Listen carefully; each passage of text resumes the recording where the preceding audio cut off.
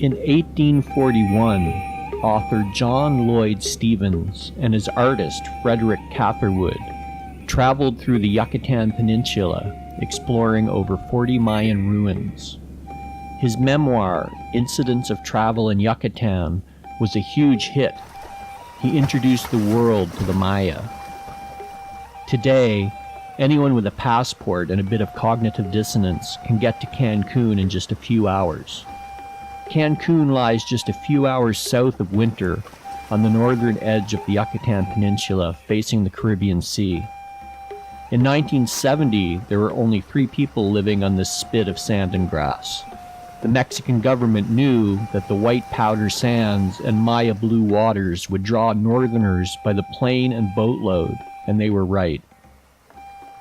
Today, 750,000 people live and work near this adult playground. The Cancun Hotel Zone is a several kilometers long spit of sand and grass lined with hotels, clubs, and restaurants. You will find everything you need here. If you want to spend your days soaking up the UVs, snorkeling, and stuffing yourself with food and drink, you will love Cancun. And if you want to delve into the ancient Maya past, you can start your adventures here. We get our first taste of authentic Mexico at Habichuela Sunset. This is an old-school restaurant where the servers wear uniforms and treat guests with dignity. They also serve bugs. All things considered, the grasshoppers, or chapulines, seem to be the best choice. Chapulines are grasshoppers eaten in certain areas of Mexico. They're collected wild, washed, toasted with garlic, lime juice, and salt. They may be eaten as snacks or as a filling. I'm going the taco route.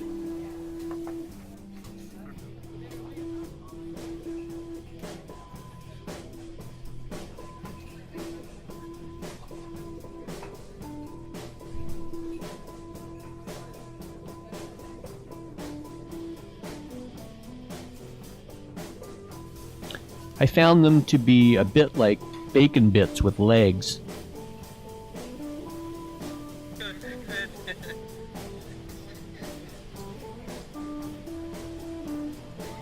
What do you think? It's salty.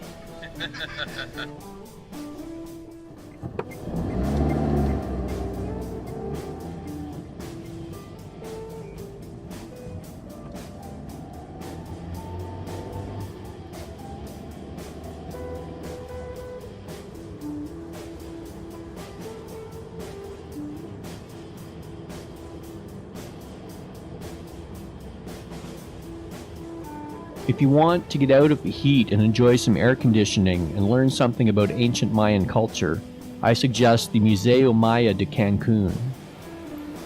You can walk through the shards and pieces of 14,000 years of Yucatan culture, from Ice Age cave dwellers through the great civilization of the ancient Maya. The star-worshipping, blood-sacrificing Maya created a magnificent civilization that spanned more than 2,000 years.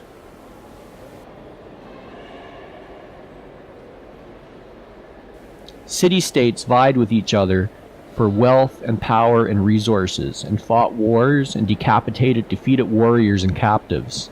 They plotted the night sky and had a time-keeping system more sophisticated than anything found in the rest of the world during their era. Today, millions of Maya live in the Yucatan and throughout Central America.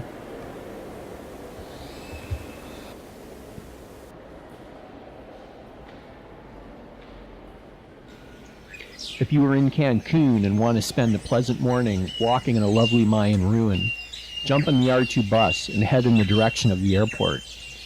Jump off near Playa Delfines. There is no all-you-can-eat option at El Rey, so it will be relatively quiet. The site is from the early Classic period, roughly 250 to 600 AD. The first settlers built homes and platforms, probably similar to the palapas you still see all over the Yucatan. This is a good place to start your Mayan ruins adventure, as it was built at a time when the Mayan civilization was just starting to reach its full potential. Between about the year 200 and 1200, the inhabitants fished and produced salt and traded with other cities and paid taxes to the powerful centers of the region. After the arrival of the Spanish in the 16th century, the site was abandoned by the Maya.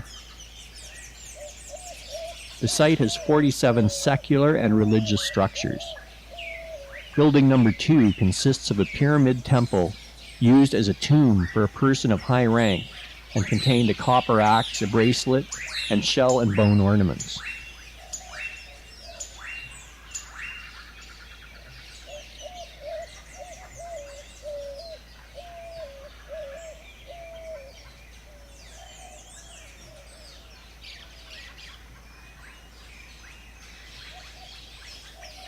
You can still see the red paint in some of the stones.